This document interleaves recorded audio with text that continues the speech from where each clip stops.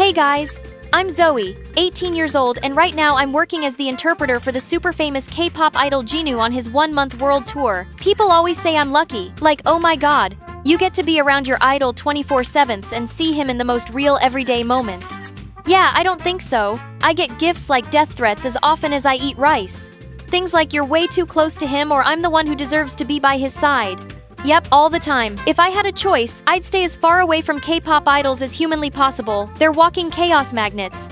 People also love asking how I even landed the job in the first place, especially since I'm just a broke linguistics student. The answer's easy.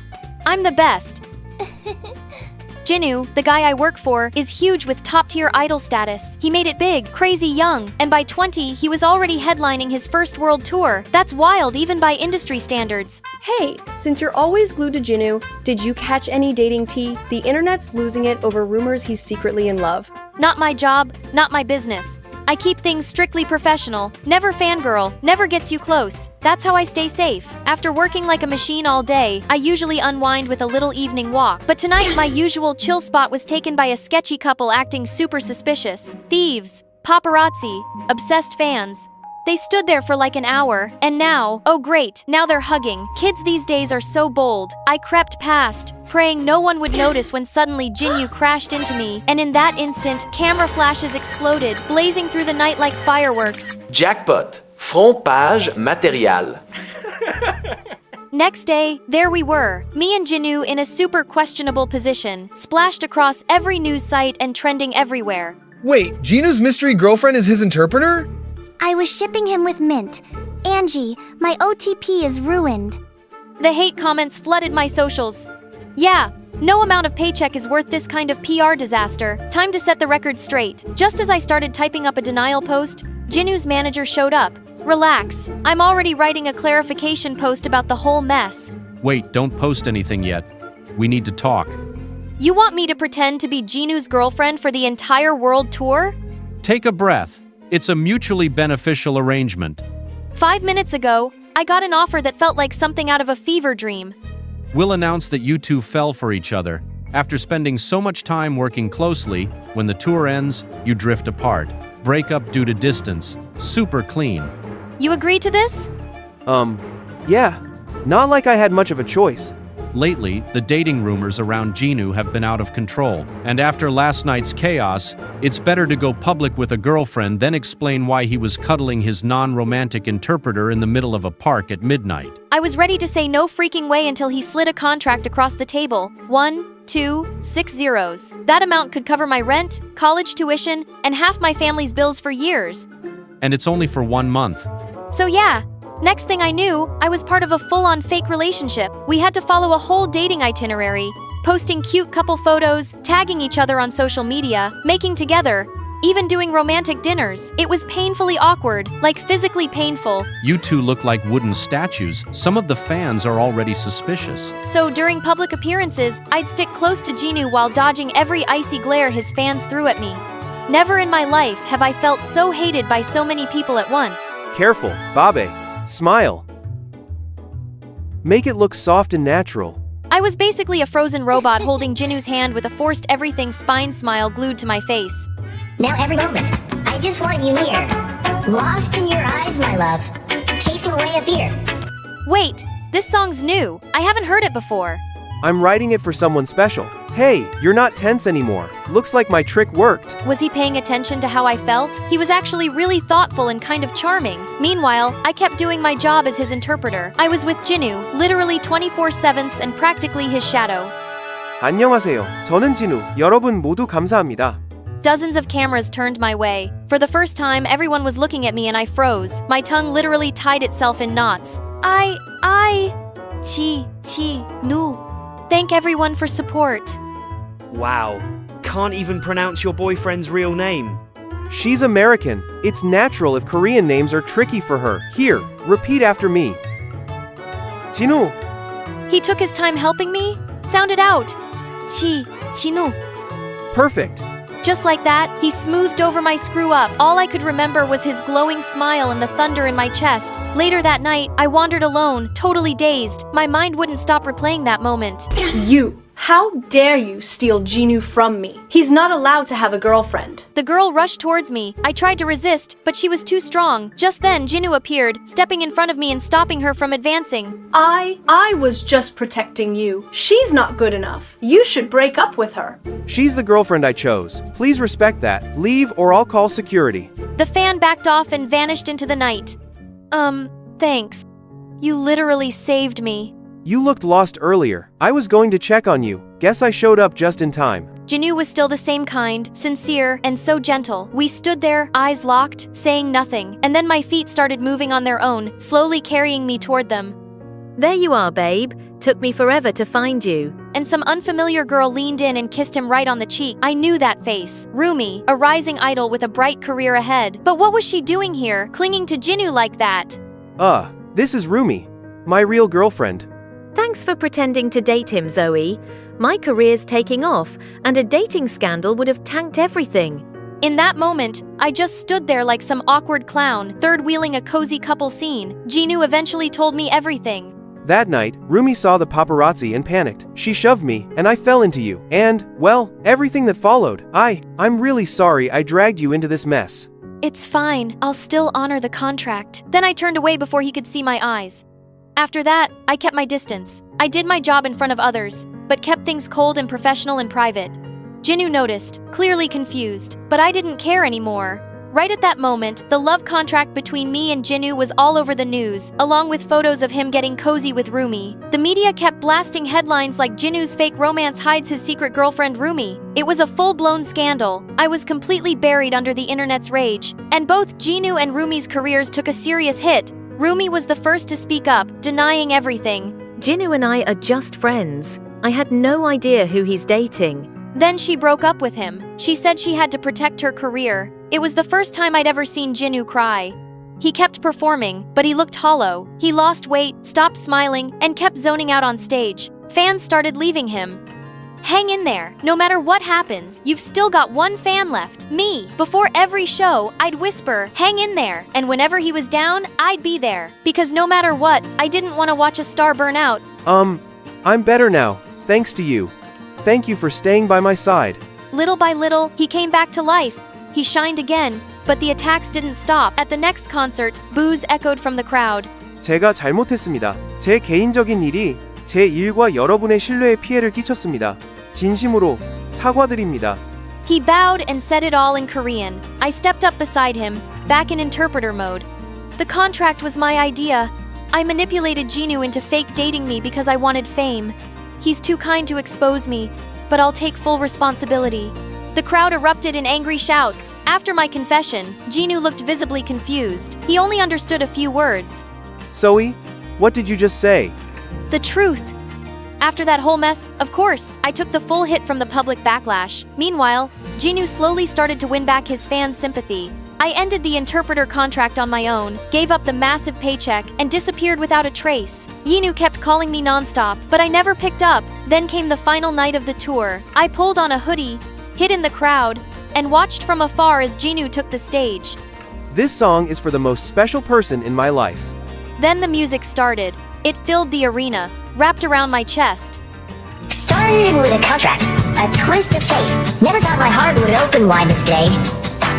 Now every moment, I just want you near, lost in your eyes. My love chasing away. I feared you'd see it coming. This love so true, unexplained, everything. It's you. It's you. And somehow, even in the crowd, we locked eyes again. He stepped off stage, walked toward me slowly. Time stood still. I hope you like the song I wrote for you. Then he leaned in and kissed me. To be honest, that whole singing incident stirred up quite a bit of drama in the fandom. Jinu's manager was absolutely fuming. It's the price you pay for real love. It's worth it. As for Rumi, she's now a rising young idol. If her career keeps going strong, she might even outshine Jinu someday. One time, we happened to run into her. I wish you two all the happiness in the world. Same to you. I came to understand that everyone makes their own choices. Rumi chose her career and gave up everything else for success. As for me and Jinu, we were just two fools chasing after love and happiness. Wanna taste the clouds, dance with the moon.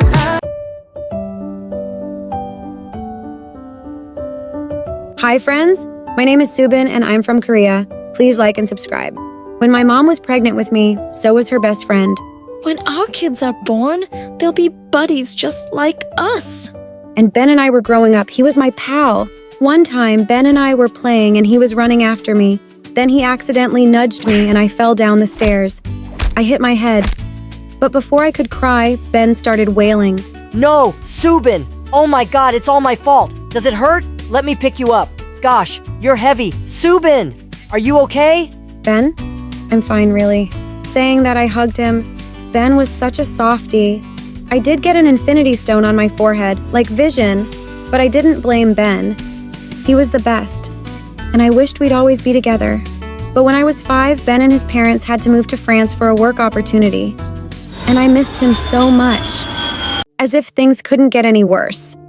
Dad suffered a huge loss in his business soon after. Slowly, I saw how bad Mom and Dad's relationship was getting because of money problems. And after a few years, Mom left us. But Dad always tried to make me happy. We were so short on money that we had to shop at thrift stores, but he spent hours looking for the things I'd like. Look at this jacket, Subin. It has rhinestones. You love rhinestones. It is pretty, Daddy. See? I told you we'd find some good stuff here. Since I was a good student, I got a scholarship at my school and relieved Dad of that burden. I worked hard and was a top student. I needed to keep the scholarship. And when I was in the 10th grade, something awesome happened.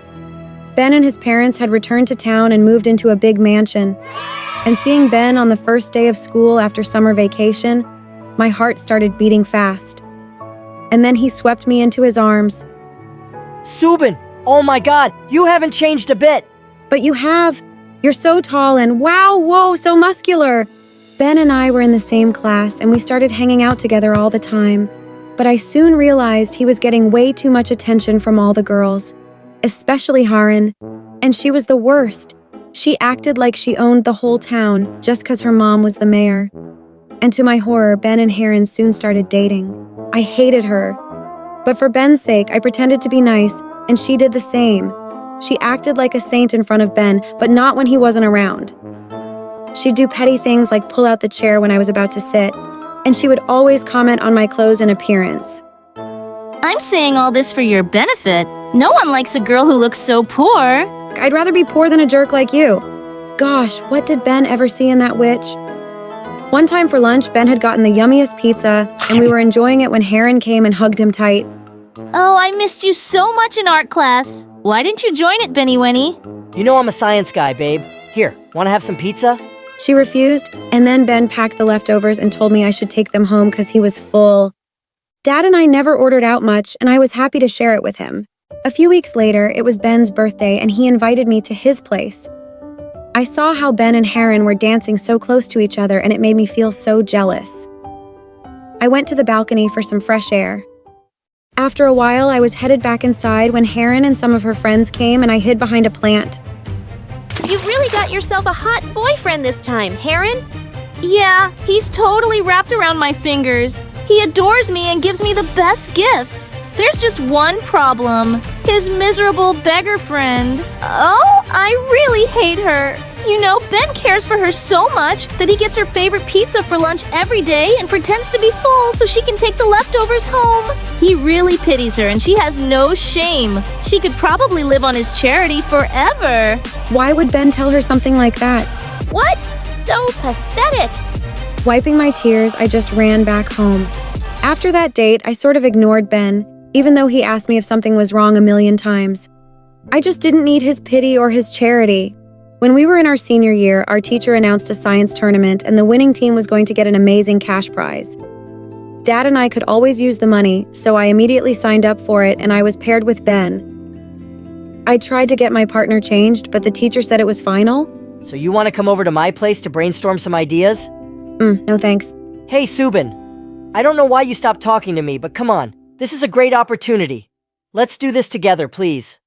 I knew Ben was a science genius and being paired with him was probably the best thing. So I reluctantly agreed. We came up with some really cool ideas and I ended up at his place almost every day to work on them. But I noticed how his mom was never around. A few times I asked about her, but he'd always ignore the question. But one time, Ben and I were at a park near his home, and he asked me the strangest question. Subin, do you ever miss your mom? Does she call you? How does it feel to live with just one parent? I never really thought about it. I guess it's not so bad knowing how much my dad loves me. It's not exactly a secret that we don't have much money, but he goes out of his way to make me happy. I don't know how to live with two parents, but the one I have, I love to bits. That's really sweet, I asked because, well, my mom, she isn't well. She's going through treatment. Sometimes it's really hard to see her like that. Oh God, Ben, I'm so sorry. I didn't know he was going through such a rough time. Subin, why'd you stop talking to me? Taking a deep breath, I told him what happened at his birthday party. Subin, Heron kinda twisted my words. Yeah, I told her you guys were going through a tough time, but because you're my friend and I care about you, not because I pity you. I'm sorry. I shouldn't have discussed it with her at all. Saying that he came close and swept my bangs aside. You still have the scar. I was so scared that day. I'm so sorry, Subin. Hey, it was a long time ago, and it kind of reminded me of you. When you were away, Ben looked at me like he might kiss me, but he suddenly snapped his fingers. Bazinga! I just got a brilliant idea for our project. And he sure did. Just a few more adjustments and our model worked. We came first at the science competition, and Ben gave all the prize money to me, saying I did the hard work. It wasn't true, and I knew he was just being kind. Why did such a nice guy have to be with Haran? But then Ben told me one day that he was going to break up with Haran soon. My heart was jumping with excitement, but I pretended to be sad. And when Ben broke it to Haran, the girl had a complete meltdown. She took a bat and smashed all the notice boards around the school during her psycho rampage. Haran suddenly spotted me and was coming right at me, but Ben stepped in between. Stop making a fool of yourself, Heron. It's over. You're doing this because of her! Because of this poor, ugly bimbo! Subin's my best friend, and she's special to me. Don't insult her again. Haran stomped off furiously, and I was left dazed. Ben just said I was special to him. Whoa. I was on cloud 9, and I just needed to confess my love to my best friend. I didn't have the guts to say it to his face, and we didn't have phones, so I wrote him a letter. Dear Ben, I saw you for the first time in kindergarten, and I've had a crush on you since. What I really want to tell you is that I love you a lot. Subin. During recess, I slipped the note in Ben's bag, but for some reason he got called to the principal's office in the last period. I kept wondering if he saw the letter, and when I got a reply the next day in my locker, I almost had a heart attack. Dear Subin, I love you too. I was going to tell you, but I didn't have the courage. Let's meet at our spot tonight. I can't wait to kiss you. Ben. It was like all my dreams were coming true. Wearing a new dress, I went to the park and waited for Ben. I was so excited and nervous. But suddenly I felt someone pull my hair and I landed on my butt. Heron! Oh, a new dress for Ben! Ha ha ha! He ain't coming, sweetie. He showed us your letter and we're all in fits. What? You're lying. Oh no, I'm not. You really think he'd leave me for some poor beggar like you? In your dreams, girl. Haran kicked me and suddenly I saw red and I pounced on her. But her friends got me off of her and then they all ripped my beautiful dress. I felt so furious that I punched Haran square in the jaw. What happened next was a disaster. Haran called her mom and made up a whole story about how I attacked her for no reason, and her mom made a case of assault against me and actually sent me to juvie for 2 months. My dad was devastated, and so was I. Even worse, Ben never showed his face, not once. Coward! As soon as I got out, Dad and I left town. After weeks of interviews, Dad finally ended up finding a decent job, and I worked as a waitress too, while I studied in a community college. 4 years later, I graduated with a law degree at the top of my class. Luckily, I got hired by a law firm, and just a couple of years later, I became a junior partner. One day, I read a piece of news that filled me with joy. Haran's mom had been arrested for corruption during her time as mayor. The whole family was being publicly humiliated. They deserved it. Sometime later, my firm asked me to set up an office in my old town, and I was kinda glad to return. I wanted to show everyone what I'd made of myself. One day, I was busy doing some paperwork when Haran walked into my office asking me for a job. Please, Subin, help me! No one in this town wants to hire me or my family for anything. I know I was mean to you. Cruel, you were cruel to me. Yes! Cruel and terrible! Please! Please forgive me! After Haran begged for a job for days, I finally let her be my personal assistant. And she had to do literally everything I asked. I really made her suffer for a while. It was fun, but then it wasn't. Seeing her qualifications, I gave her a higher position. Wow! I don't know what to say! Thank you! And this means you've forgiven me? No, not really, but I'm trying to be a better person, better than people were to me. Subin, I never wanted things to go so far with you going to juvie and everything. Mom just got carried away. I'm really, really sorry. After that day, Haran was always nice to me, and so was I. I just didn't want to hold grudges. But one day, as I was walking out of a coffee shop, I bumped into a guy. It was Ben. Oh my God, Subin, I've missed you. We need to talk. Suddenly, the memory of him giving my letter to Haran came rushing back. No, stay away from me! But the next day, there were tons of roses in my office and a note from Ben telling me how he wanted to meet at our spot. What a jerk. But this kept happening every day for a week. One day, I got so frustrated that I started throwing them out the window. But Haran stopped me. Subin, I need to tell you something, and it's gonna make you hate me even more. But I have to. Ben is completely innocent. What are you talking about? Ben never got your letter. I stole it from his bag, and I lied that he showed it to me. I made all of that up, and he never showed up to see you because, well, he'll tell you everything. And again, I'm terribly sorry. I drove to our spot in the park and saw Ben sitting on a bench. And I gave him a chance to explain. Turns out the day I put the letter in his bag, Ben got the news that his mom had suddenly gotten much sicker. And he flew to France with her for some treatment. He stayed there the next 3 months, and he said he called my place and wrote me letters, but he never got a reply. And when he returned, I'd already left town. I looked for you a lot, but I had no idea where you were or why you'd left without a word, till Haran reached out to me some weeks ago and explained everything she did. She just told me everything, too. I'm so sorry about your mom. I'm sorry I left without giving you a chance to even explain. It's all in the past. There's only one thing I need to say to you now, Subin. The thing is, I've always... Loved me? Yes! I've always loved you too, Ben, since forever. Hi, my name is Irina, and I'm from Moldova. Please like and subscribe. I was born to poor parents. My dad worked as a janitor and mom was a maid in a rich family's house. And no matter how hard they worked, they always seemed to be struggling for money. Once, when I was 4, our landlord barged in and threatened to throw us out for not paying rent on time. Please, just give me a week. Irina fell ill this month, and we had to spend money on her medicines. I promise I'll pay the rent soon. Just then, the landlord's eyes fell on the silver chain Mom was wearing. Why don't you give me that chain till you arrange the money? Mom reluctantly took it off and gave it to him. It was the only jewelry she had, and I was so angry she had to give it away. Dad, I'll go to work with Mommy, and we'll get some extra money.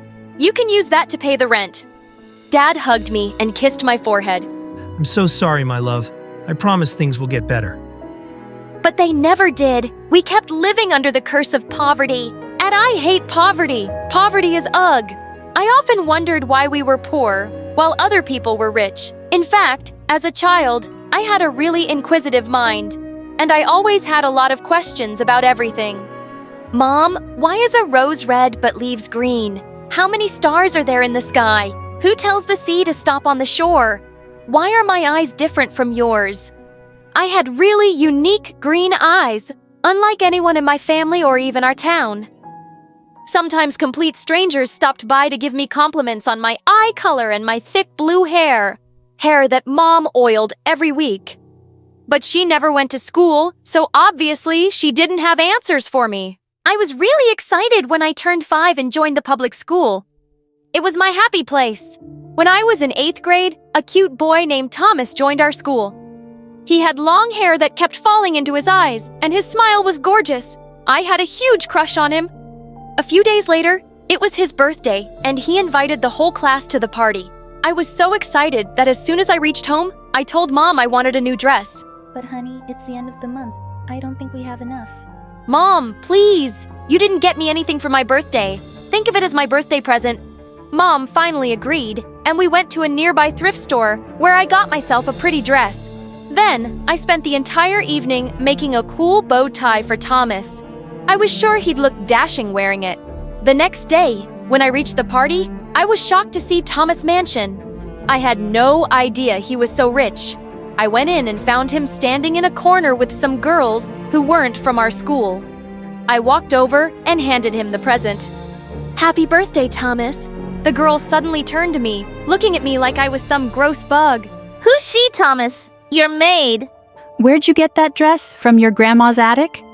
I could feel myself turning red as they laughed. Just then, Thomas unwrapped my present. Seriously? You actually thought I'd wear this cheap thing? And he threw it on the ground and stepped on it as he walked away. Feeling humiliated, I ran away from the party as fast as my trembling legs could take me. That day, I swore to myself that I'd also be rich one day, no matter what. So I studied my butt off to get into university. And soon after I graduated, I landed my first job as a financial analyst in a big company. One day, we had a meeting with the boss where I was supposed to make an important presentation. I was nervous because I'd heard that our boss was a no-nonsense man. I was in the elevator rehearsing my presentation when a man in his 30s walked in talking on his phone. He was tall, handsome, and he had kind eyes. He hardly looked my way, but suddenly the elevator came to a standstill and the lights went out, and I panicked. I'm claustrophobic. Please call security, quickly. I need to get out of here. Hey, relax. The power just went out. It should be back on soon. And when it turned on a few seconds later, I realized I was standing right next to holding onto his arm for dear life. He also looked down into my eyes, and it felt as if time had stopped. Just then, the elevator doors opened, and we came out of our trance. I mumbled an apology and rushed to my meeting. Thankfully, the boss hadn't arrived yet. But when he did, my jaw dropped to the ground. It was the elevator guy. He looked a little startled when he saw me, but then he pretended as if we'd never met before. I began my presentation, and my ideas impressed everyone except the boss. He kept shooting question after question at me. By the time he was done, I felt like I was some criminal coming out of interrogation. The next few weeks at the office, he'd just walk by me like I didn't exist. I found out his name was George, and he'd taken over the company from his father when he was just 25. I was sure he was very smart, but so was I, and I was here to prove myself. So when I was asked to present in a meeting again, I worked even harder to make sure everything was perfect. But he just kept finding faults with my figures and statistics and finally said, "I don't think this will work. I need a better plan by next week." I was fuming as he left, and a couple of hours later, I went to his office. "Sir, I just rechecked the figures, and they're all correct. I don't know why, but I feel like you just have some problem with me." And what problem would that be? Maybe your work just isn't good enough. Well, I'm confident that it is. I checked your employee file. You didn't go to any top business school in the country. In fact, your university isn't even top 10. It's what I could afford with a scholarship. Not everyone is just born a millionaire, sir. I regretted the words as soon as I said them, but I felt too proud to apologize. He got a phone call just then and ran out of there. I was certain I was going to be fired. As I left the office that evening, I was waiting to cross the road when suddenly it started raining. Just as I was about to dash for cover, someone held an umbrella over me, and I looked up to see that it was my boss. We never finished our conversation. I'm sorry that I offended you. So then you're not gonna fire me? I want to, but not for the reason you think. What? What do you mean? Suddenly, he took my hand, and my heart was racing. I'm in love with you, Irina. I fell in love that first day in the elevator. I've tried to ignore my feelings and you, but you're all I can think about. And it wouldn't be appropriate to ask an employee to marry me. I was shocked beyond words. My boss wanted to marry me. I don't know what to say. I don't need an answer right away. Take your time to think about it. His kind smile was so reassuring, and on an impulse, I leaned forward and kissed him gently. He dropped his umbrella as he put his arms around me, and we had a perfect first kiss in the rain. I told my parents about it, and they were beyond happy. Irina, this is a match sent from heaven. You'll never have to worry about money in your life again. Although I didn't know too much about George, everyone at the office always spoke highly of him. And yeah, there was an age gap between us, but it didn't bother me. I really liked him, so I said yes, and we got married a week later. My life after marriage was the same stuff dreams are made of. George loved me to bits and pampered me with expensive gifts. vacations to exotic places, and every comfort in the world. He even insisted on helping my parents out, and I sent them money every month. Over 5 happy years, we became parents of 2 beautiful girls, Sophia and Kira. Both of them had green-colored eyes just like me and were super cute. But when Sophia was 3 and Kira was 1, my world came crashing down. George was coming back from a meeting in London when his plane crashed and I lost him forever. I was absolutely devastated, but I knew I had to stay strong for my girls. A couple of weeks later, I had some unexpected visitors at my doorstep. It was a lady with teenage kids and she looked mad at me. Who are you and what are you doing in my house? Excuse me, this is my house. You wish. I'm George's ex-wife and the mother of his children. And now, this house belongs to us. His what? She even went on to show me a copy of his will, and he had indeed left everything to his kids from his first marriage. I couldn't believe it. He'd never even told me about another family, and he hadn't left us anything. I had no choice but to pack my bags and leave with my kids. I moved back to my parents' house since I had nowhere else to go. But my parents had been living off my assistance, and I knew they couldn't feed 3 more mouths. I immediately started looking for work, which was hard, because I'd been out of the job market for so long. In my desperation, I got a job as a cashier at a small store. Mom would take care of Sophia in my absence, but Kira was too clingy. She wouldn't leave me alone at all, so I decided to sneak her into work. The first few days went smoothly, but one day as I was paying for a couple, Kira went straight to their baby stroller. Then she plucked the pacifier out of the sleeping baby's mouth and accidentally dropped it. The sleeping baby started crying, and I had to admit the rogue baby was mine. Naturally, I was kicked out. I tried a few more jobs, but nothing worked because no one wanted an employee who came in with a baby. Then one night, I heard Mom crying to Dad. We don't even have money for tomorrow's milk. How are we going to feed the kids? That night, I made a decision that broke my heart into 1,000,000 pieces. I was going to move out of my parents' house and give Kira up for adoption. As much as that killed me as a mother, I just couldn't see my baby struggling with poverty the way I did. With a heavy heart, I took Kira to an adoption home and kissed her goodbye. She was so little, she would probably forget me soon. I asked a colleague if I could stay at her place for a while. She agreed. So I decided to move in with her, with Sophia, as I sat down in our new room and started to cry. Sophia came running and put her arms around me. Mom, don't worry. I'll take care of you. And we'll get Kira back too someday. A few months later, it was Kira's birthday, and I missed her terribly. So I went to the adoption home, hoping to see her there. I got to know she'd been adopted by a rich family. I somehow got their address. And when I reached there, I saw they were celebrating her birthday. Kira looked like a little doll all dressed up, and her adoptive parents were gushing over her. I felt so relieved that my child was loved. I'd never be able to give her the life that she was leading here, so I quietly went back. I started doing odd jobs until I finally got hired as a junior accountant in a department store. The store's owner was super impressed with what a fast learner I was. I got quickly promoted as a senior accountant. Over time, I invested in some stocks whose prices shot up drastically in a few months. I used the money to start my own accounting firm. And in the next few years, my firm was one of the best in business. I was rich and successful, and I had Sophia, who doted on me. Yet my life felt incomplete without Kira. And Sophia never forgot her either. Mom, we need to bring Kira back home. We have to find out where she is. Honey, the adoption center is not willing to tell me anything about Kira's adoptive family. You think I haven't asked already? But Sophia was determined to find her little sister. And one day, she succeeded too. She came to me looking super excited. Mom, I've got some great news. One of my friend's moms started volunteering at the adoption center where we left Kira.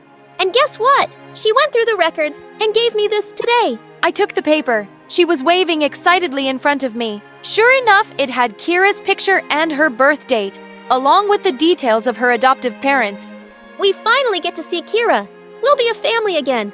Let's go to this address and bring her back. Sophia, it's not that simple. We don't even know if Kira knows she's adopted. So what? We can tell her. And what about her adoptive parents? They cared for her all these years, and now we'll just go and ask them to give us our Kira back. Mom, I don't care. We've waited so long to find out where Kira is, and now we can't just sit and do nothing about it now. I had no choice but to tell her that I knew where Kira was all along. You knew? I've been looking for my sister like a crazy person all this while, and you knew everything and still kept quiet. How could you do that, Mom? Sophia, please don't be mad at me. I'm already so scared that Kira must hate me for abandoning her. I won't be able to take it if you start hating me too. As my voice broke, Sophia immediately softened and hugged me. I could never hate you, Mom. I have seen everything you had to go through for me. I promise to give you all the happiness you deserve. It was my birthday a week later, and Sophia said she'd reserved a table at my favorite restaurant and asked me to meet her there for dinner. When I reached the restaurant, I spotted Sophia and walked over to her table. But my heart almost stopped when I saw another girl sitting there too. She was around 12, and she was beautiful with her thick, long hair and green eyes. Kira, is that you? Kira looked just as stunned to see me. Mom, I found Kira, and I told her everything. She doesn't hate you, okay? She really wanted to see you. And suddenly, all that pain I'd been carrying in my chest for years became too overwhelming, and I started crying like crazy. Kira stepped forward and put her arms around me, and I hugged her like I'd never let her go. I missed you so much, my baby, every single day. I didn't forget you for a moment. I still hear your voice calling me. I love you so much. I'm so sorry, Kira. I love you too, Mom. I always wondered what you looked like. What? What about your parents? Do they know you're here seeing me? Yes, they know. They're okay with it. Why can't I have two families and two moms?